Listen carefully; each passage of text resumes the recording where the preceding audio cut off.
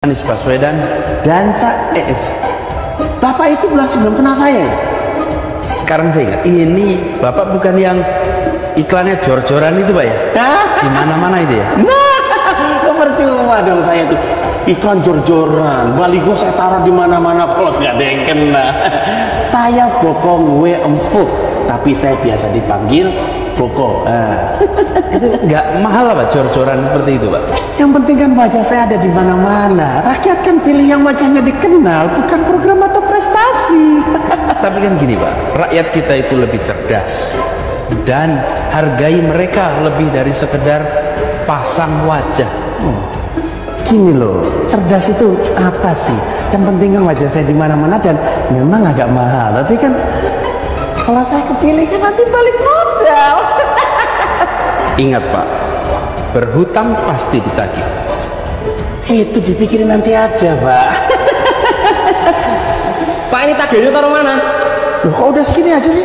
Setiap hari datanya segini kok. Itu tagihannya ya Pak ya? Nah, Indonesia sejak dulu kala tetap dipuja-puja bangsa. Kenapa saya sampaikan, saya meyakini Anies tidak bakal bisa jadi presiden. Karena Anies tidak akan berubah. Dulu dianggap pengkhianat ketika menguasai para Madinah, lalu tidak bisa kerja ketika jadi menteri pendidikan, lalu merusak demokrasi dan juga kerukunan ketika ikut Pilgub DKI dengan politik identitasnya, lalu dobos alias cuma ngomong doang ketika jadi gubernur. Anies tidak akan pernah lebih baik dari itu semua. Anies tidak akan berubah. Maka nama koalisinya katanya koalisi perubahan. Sebenarnya mungkin itu satir atau nyindir Anies. Mungkin ada yang bakal komen ya di bawah ini, mungkin ada. Coba buktikan kalau Anies orang yang tidak konsisten. Mungkin ada. Mungkin ada pasukan sosmednya Anies yang mampir di komentar di bawah ini yang mempertanyakan, apa iya Anies orang yang nggak bisa dipegang omongannya? Mungkin ada. Katanya antitesa Pak Jokowi, tapi berniat meneruskan pekerjaan Pak Jokowi. Katanya nggak pakai politik identitas, tapi kampanye dari masjid ke masjid. Kalau ada yang tanya begitu, kemungkinannya cuma dua. Saya akan kupas kurang lebih 3, 4, sampai 5 hal yang membuat Anies tidak mungkin jadi presiden pada 2024. Ini sekali lagi bukan asal bicara, tapi ada fakta-fakta yang kalau dirangkai maka berat dan sangat kecil, atau bahkan nggak mungkin Anies bisa memerintah orang Indonesia. Coba ya, misalnya gini, yang pertama tentu saja soal kredibilitas Anies yang memang dikenal antara iya dan enggak itu nggak jelas. Enggak juga bukan enggak, alias penuh tidak kepastian, alias tidak pernah konsisten. Sama seperti waktu Anies jadi gubernur-gubernuran di Jakarta tempo hari. Anies nggak pernah konsisten itu. Bahkan sampai hari ini pun soal Anies bukan orang yang konsisten antara ucapannya yang kadang sampai tumpah ruah itu, apa yang dia kerjakan dengan yang diucapkan itu nggak pernah sinkron. Dari sejak Anies dikenal publik sampai sekarang. Jadi memang Anies tidak bakal berubah menurut saya. Itulah dasar lain atau dasar kedua. Sebuah monumen, sebuah bukti alangkah hipokritnya Anies, alangkah munafiknya Anies, alangkah tidak sesuainya ucapan Anies yang ditayangkan tadi bersama Panji Pragiwaksono yang memang dikenal pendukungnya Anies. Mereka berdua bicara soal hutang.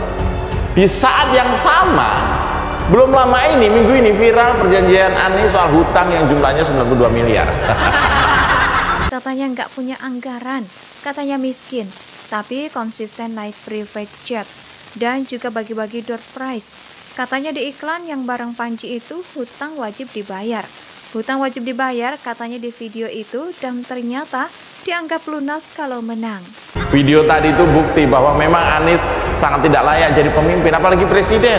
Karena konsep dasar leadership saja dia nggak punya, yaitu jujur, setia dengan ucapan, komitmen, dia nggak ada. Itu baru masalah watak bawaan Anies ya.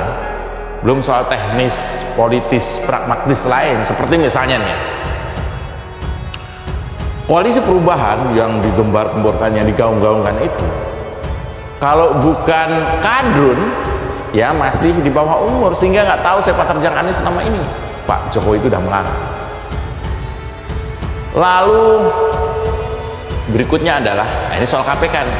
Soal KPK nih. Ini tadi nih, baca aja di Detik ada, yaitu soal Dewan Pengawas KPK yang terus mendesak agar status Anies Baswedan dalam kasus Formula E saat ini jadi gubernur Jakarta, saat dia jadi gubernur Jakarta, itu segera dituntaskan. Ini bikin puyeng, bos. Pantesan Anies sering blunder.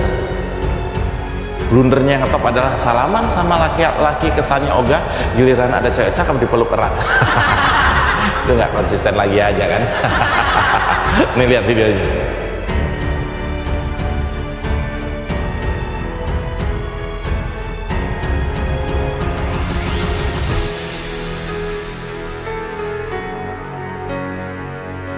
Dan saya dengar juga saat ini KPK lagi mendalami keterangan legislatif tentang mekanisme pengesahan rancangan anggaran pendapatan dan belanja daerah Provinsi Jakarta tahun 2019. Sekarang kabarnya KPK itu lagi manggil anggota dewan. Ketika saya konten ini sedang dilaksanakan pemanggilan anggota dewan DPRD Jakarta ketika Anies jadi gubernur. Panggil-panggilin, ditanya. Ada yang nggak beres. Di mana ada dana pemulihan ekonomi nasional atau PEN sebesar 4,5 triliun yang untuk bangun JIS itu dikucurkan ke Jakpro, tapi bunga dan cicilannya dibayar oleh rakyat melalui pajak atau APBD. Ini kan kampret. Dan sudah hampir kira-kira 3 bulan lalu, sampai sekarang belum terbentuk. Dan saya meyakini ini karena tingginya tingkat kepentingan pragmatisme yang saling bertolak belakang. Ditambah lagi kehadiran Partai Umat. Jadi ada 4 sekarang. Saat deklarasikan dukungan kepada Anies Baswedan, terang-terangan mengusung politik identitas di Partai Umat. Di mana praktik ini jadi musuh bersama rakyat Indonesia. Dan padahal seolah-olah Anies itu menolak stempel aktor politik identitas, bapak politik identitas. Seolah-olah Anies itu, oh enggak, gua enggak kayak gitu. Tapi gara-gara omongan menantunya Amin Rais yang jadi ketua umum Partai Umat, sekarang Anies dan timnya menyebut bahwa politik identitas kan nggak salah. Bacot. Nah, lagi-lagi nggak konsisten. Kalau kata orang Jawa itu esok dele, sore tempe, malamnya opor ayam. Karena faktanya politik identitas adalah ancaman terhadap keberagaman dan kesatuan bangsa Indonesia. Saya yakin bahkan ketika Litbang Kompas menyebutkan hasil survei bahwa Anies membuat suara Nasdem naik 3%, tapi membuat Demokrat turun 5% dan PKS juga anjlok, artinya memang sebenarnya pemilih Anies ini sebenarnya juga cuma satu kolam terbagi menjadi 3 partai itu tadi. Jadi satu pintu tiket ibaratnya yang antri itu 3, sekarang 4 karena ada Partai Umat. Tidak bertambah banyak pendukung Anies ini, malah cenderung turun. Nah, itu terbukti sudah setengah tahun deklarasi capres, sudah setengah tahun lebih ya, sudah 6 bulan lebih deklarasinya Anies ini yang dilakukan oleh Nasdem kemarin itu, tapi ternyata Anies tidak mampu melampaui Prabowo apalagi Ganjar. Apalagi kemudian Ganjar dan Prabowo saya yakini akan berpasangan menjadi capres dan cawapres, maka makin tertutup sudah peluang Anies menang dan menjadi presiden Indonesia. Sudahlah Anies, kembali ke Pilkada Jakarta aja. Coba buktikan tanpa politik identitas, you bisa menang di Pilgub Jakarta 2024, coba. Yang bikin rakyat marah adalah pihak Jakpro sebagai perusahaan pengguna uang untuk Formula E itu tidak merasa harus bayar cicilan dan bunganya, dan malah berangkat menghamburkan uang ke luar negeri. Liburan, bos. Jadi satu sisi Jakpro ini klaim untung 6 miliar, tapi kenyataannya di pihak lain masih punya utang 90 miliar. Nah, sebagai bagian dari tanggung jawabnya Anies Baswedan, ini lagi-lagi Anies nggak punya yang namanya konsistensi. Katanya putih padahal hitam blepotan. Saya tahu sih soal dana PEN ini ya, saya coba komunikasi dengan teman di Departemen Keuangan. Ternyata kucuran dana PEN yang 4,5 triliun ke Formula E kemudian dikelola oleh Jakpro, kemudian nggak jelas jawabannya dan penggunaannya itu, sehingga sekarang tengah ditelusuri oleh KPK, ini termasuk membuat JIS kemarin itu. Berikutnya adalah ketika Surya Paloh bertemu Luhut Binsar Panjaitan. Ini persoalan lain yang saya meyakini membuat Anies tidak menjadi presiden. Iya, Luhut bertemu dengan Surya Paloh. Lalu nggak berapa lama Surya Paloh juga bertemu dengan Pak Jokowi. Saya meyakini ini adalah soal masalah masa depannya Anies sebenarnya. Dan Indonesia tanah